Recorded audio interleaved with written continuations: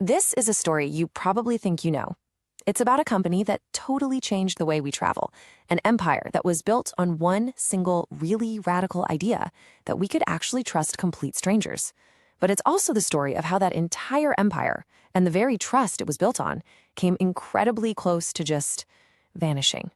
So, just imagine for a second. You've spent over a decade building this massive global empire, right? You're connecting millions of people in pretty much every country you can think of. You've completely redefined an industry.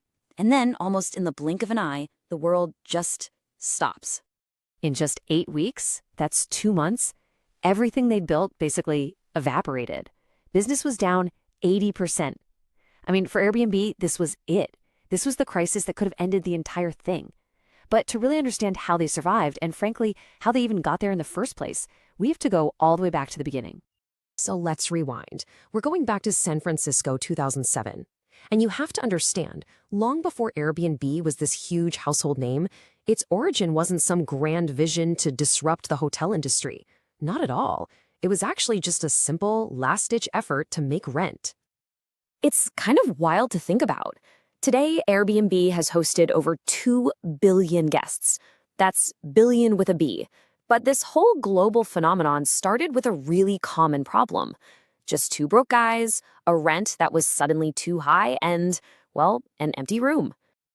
So how in the world did a simple air mattress spark a global revolution? Well, the story starts with two roommates, Brian Chesky and Joe Gebbia. They were design school grads who'd quit their jobs to become entrepreneurs, which, let's be honest, at the time really just meant they were unemployed and seriously struggling to pay their rent.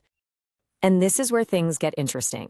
They noticed that a big international design conference was coming to town, and every single hotel room in the city was completely sold out. So Joe Gebbia shoots a quick email to Brian that says, "I thought of a way to make a few bucks." The idea? They'd pull out a few air mattresses, call their place an air bed and breakfast, and just offer people a place to crash. And you know what? It worked.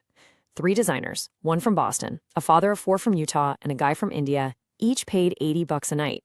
And just like that, they had the rent money. But here's the thing. A great origin story does not guarantee success, not even close. After that one weekend, the whole idea just fizzled out. They were heading straight into a period that's so common for startups, it actually has a name, the trough of sorrow. So they brought on their third co-founder, an engineer named Nathan Blecharkey, to build out the website. They timed their big official launch for the South by Southwest Festival in 2008. I mean, it's a huge event, perfect for their idea, right? The result? 2 bookings, and one of them was from Brian Chesky himself. Crickets. No one believed in them. Seriously, no one. They pitched 15 different angel investors, and every single one of them said no. The feedback they got was just brutal. They were told the idea was dangerous, that there was going to be blood on their hands when something inevitably went wrong. The consensus was pretty clear. You guys are crazy. So for the next 8 months, the company was, for all intents and purposes, a failure. Their revenue completely flatlined at a measly $200 a week. Their credit cards were all maxed out. I mean, by any normal measure, the company should have just died right then and there. It's late 2008 now. The presidential election is everywhere, and the founders are completely desperate for cash. And what they did next? Well, it would become one of the most bizarre and honestly brilliant pivots in startup history. Okay, get this. Their name was Air Bed and Breakfast, right? So they leaned into the breakfast part. They designed and sold these limited edition, politically themed breakfast cereals. You had Obama O's and Captain McCain's. They sold them as collector's items for $40 a box, and unbelievably, they sold out. This crazy stunt raised them $30,000, just enough to keep the lights on.